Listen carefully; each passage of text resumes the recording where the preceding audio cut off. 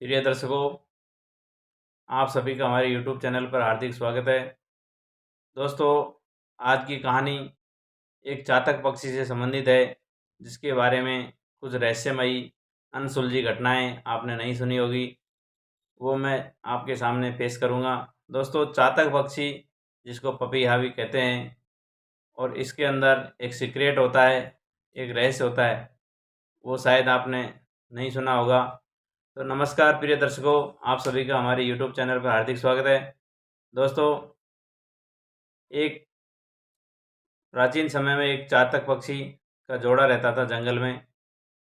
वो दोनों मियाँ बीवी बड़े प्रेम से, बड़े सुख से रह रहे थे। उन्होंने कभी दुख का सामना नहीं किया था। उनके दो नवजात छोटे छोटे बच्चे भी थे। दोस्तों, एक बार क्या होता है कि चातक पक्षी को कुछ शिकार का अभाव में रहता है, उसको शिकार नहीं मिल पाता है। तो वो ढूंढता ढूंढता शिकार को ढूंढता ढूंढता जंगल में भटकता भटकता काफ़ी आगे निकल गया। उसने अपने बीवी बच्चों को शकल नहीं दिखाने का प्रण लिया कि जब तक मुझे शिकार नहीं मिल जाएगा तो मैं उनको ले जा कर के क्या खिलाऊंगा, क्या पिलाऊंगा। तो दोस्तों, वो अपनी जिद के चक्कर में जंगल में आगे बढ़ता गया, आगे बढ़ता गया और आगे बढ़ता गया। वो भटकता भटकता एक जंगल से अगले जंगल में पहुंच जाता है। और उसको काफ़ी समय हो गया शिकार ढूंढते ढूंढते। अब वो काफ़ी थक भी गया था, और वहाँ जाके देखता है कि वहाँ तो बिल्कुल वीरान जंगल था, रेगिस्तान था। वहाँ तो कोई शिकार भी नहीं था और पीने का पानी का कोई स्रोत भी नहीं था। अब दोस्तों, उसको इधर प्यास महसूस होने लगी, प्यास लगने लगी। प्रिय दर्शकों, जब उधर वो प्यास के मारे परेशान हो रहा था, तो वहाँ एक उड़ता उड़ता एक कौवा आता है। तो चातक पक्षी, पपीहा पक्षी, उस कौवे से पूछता है कि भाई, इस जंगल में कहीं पानी का स्रोत है क्या? मैं बड़ा प्यासा हूँ, बड़ा प्यास लगा हुआ है। दोस्तों, कौवे ने उसको बोला कि भाई, यह नज़दीक में ही एक कुआं है और एक तालाब है। आप वहाँ जाकर के अपना प्रेम से अपनी प्यास को बुझा सकते हैं। दोस्तों, जब पपीहा पक्षी ने, चातक पक्षी ने ये बात सुनी, तो उड़ता उड़ता जाता है और जिस दिशा में उसने तालाब बताया था, वहाँ पर उसको तालाब मिल जाता है। लेकिन जैसे ही वो तालाब के किनारे पे पहुँचता है, तो देखता है कि उसका बिल्कुल लाल कलर का खून जैसा पानी था। तो दोस्तों, उसको ये पानी पीने में मज़ा नहीं आया। उसने पानी पीने का निश्चित ही त्याग दिया कि ये पानी तो मुझे नहीं पीना है। और उसको ध्यान आया कि कौवे ने एक कुआं भी बताया था। तो दोस्तों, उधर कुएं की तरफ जाता है। वहाँ पे कुछ पनिहारिनी पानी भर रही थी। अब वो चातक पक्षी उन पनिहारिनियों से कहता है कि माता देवियों, मुझे पानी पिला दीजिए, मैं बहुत प्यासा हूँ, थका हूँ, परेशान हूँ, मेरा हलक सूख रहा है।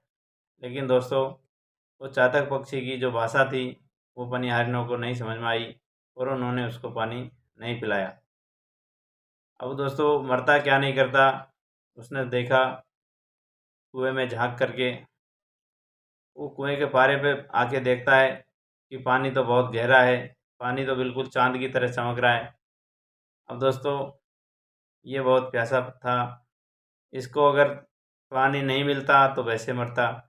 अब इसने सोचा कि मैं पानी पी लेता हूँ नीचे जाके, और इसके बाद उड़ करके ऊपर आ जाऊँगा, मेरे पंख तो है ही। तो दोस्तों, उसने अंतिम डिसीजन लिया और कुएं में उड़ता उड़ता नीचे पहुँच जाता है। काफ़ी नीचे गहराई में जाके उसको पानी मिला। पानी मिलने के बाद ये पीने का ट्राई करता है, लेकिन पानी पी नहीं पाता है। उस कुएं में ऐसी कोई जगह भी नहीं थी कि जहाँ पे वो 2 मिनट के लिए आराम करके बैठ ले, तो बैठने की जगह भी नहीं थी। दोस्तों, काफ़ी वो घायल परेशान था पहले से ही, और जैसे ही वो पानी पीने के लिए नीचे जाता, तो चोंच जाने से पहले उसके पंख पहले पहुँच जाते, और पंख उसके धीरे धीरे करके भीगने लगे। पंख उसके भीगने लगे तो उसकी उड़ने की क्षमता भी कमज़ोर पड़ने लगी। और दोस्तों, वो पानी पी ही नहीं पाया और उसके पंखों की ताकत ख़त्म हो गई। अब बेचारा धड़ाम से एकदम से गिर जाता है पानी में। अब तो उसको पानी में डूब करके मरने के अलावा कोई ऑप्शन बचा नहीं। दोस्तों प्यासा था, भूखा भी था, शिकार नहीं मिला था। इसके बाद वो चातक पक्षी उसी कुएं में मर जाता है, पानी में डूब करके उसका राम नाम सत्य हो जाता है। प्रिय दर्शकों, इसके बाद उसकी पत्नी और दो जो नवजात बच्चे थे, उन्होंने सोचा कि हमारा पति नहीं आया, हमारा पापा नहीं आया। इस प्रकार उनको बहुत चिंता हुई। तो वो 2-3 दिन हो गए लगातार, पति आया नहीं उसका। तो दोस्तों आता तो कहाँ से आता, वो तो बेचारा अपना प्राण त्याग दिया और ईश्वर को प्यारा हो गया। कुछ दिन बीतने के बाद चातक की जो पत्नी थी, वो उसी दिशा में निकल जाती है अपने दोनों बच्चों को लेकर के, जहाँ उसका पति शिकार के लिए गया था, भोजन पाने के लिए गया था।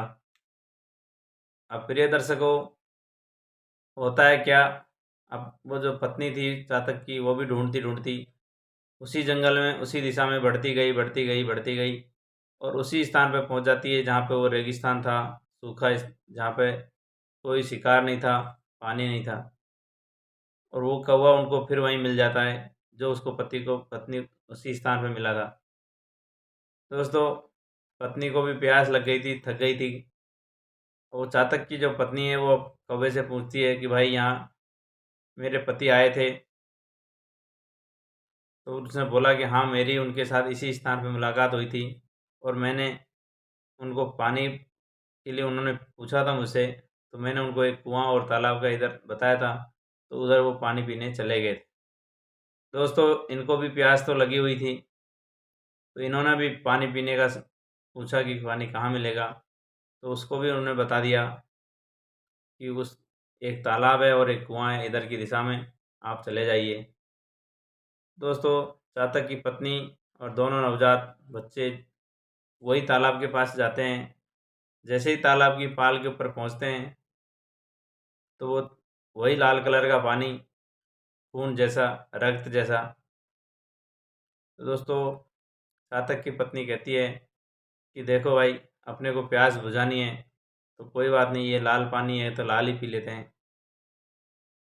लेकिन अंदर तालाब से एक आवाज़ आती है कि रुक जाइए, तुम ऐसे पानी नहीं पी सकती हो, तुमको अपने बड़े बेटे की बलि देनी पड़ेगी अगर पानी पीना है तो।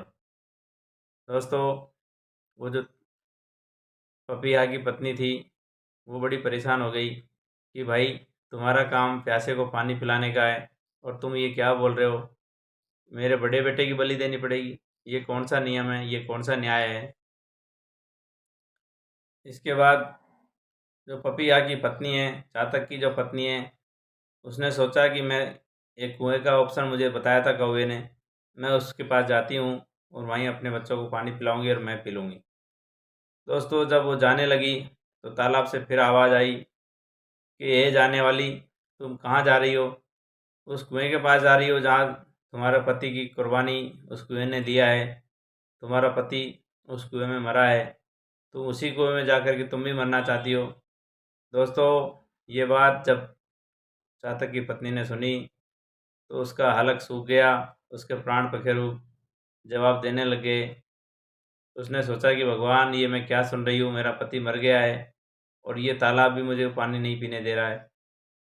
इसके बाद चातक की पत्नी और दोनों बच्चे चले जाते हैं उस कुएं के पास और जाके देखते हैं कि उनके जो पप्पा हैं, उनके जो पति हैं, उसमें तैर रहे हैं, पानी में डूब के मर चुके थे।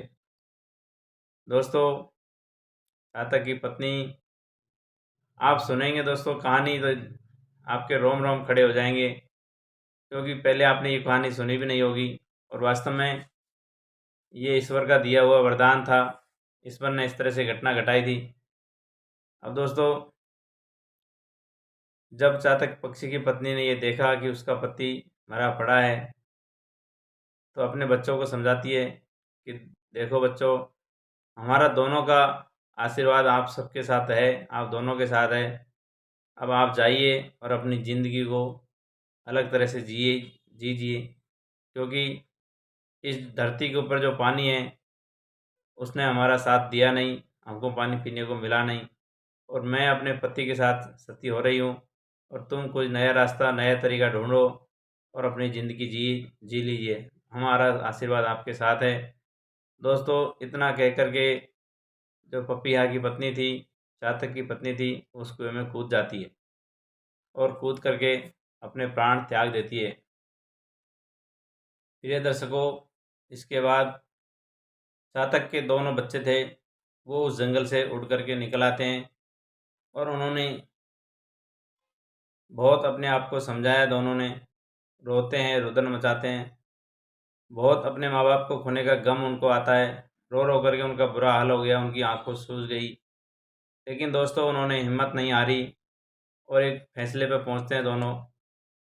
दोनों भाइयों ने डिसीजन किया कि देखिए, हमारे पूर्वज, हमारे माँ बाप इस पानी की वजह से मर गए और इस धरा ने हमको पानी नहीं पिलाया। इस धरती के ऊपर जो पानी था, उसी के चक्कर में आज हमारे अनाथ होना पड़ रहा है और हम बिना माँ बाप के हो गए। तो दोस्तों, उस दिन के बाद भगवान से कहते हैं कि हे भगवान, इस धरती का पानी हम पिएंगे नहीं, हम मर जाएंगे, लेकिन हम पानी पिएंगे तो खाली बरसात का ही पिएंगे।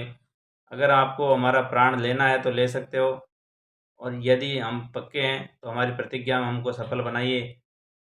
तो दोस्तों, भगवान का आशीर्वाद उनके ऊपर आता है और उनका जीवन उसी तरह से यापन होता है जैसे उन्होंने कहा था कि बरसात का पानी पिएंगे, बाकी कोई नीचे ज़मीन का पानी नहीं पिएंगे। तालाब हो, कुआं हो, बावड़ी हो, यदि कोई इंसान कटोरी में लाके हमको पिलाएगा ज़बरदस्ती, तो भी हम नहीं पिएंगे। इस तरह का उन्होंने प्रण ले लिया। तो प्रिय दर्शकों, उन्होंने चातक के जो बच्चे हैं, उन्होंने 3 बात बोली है।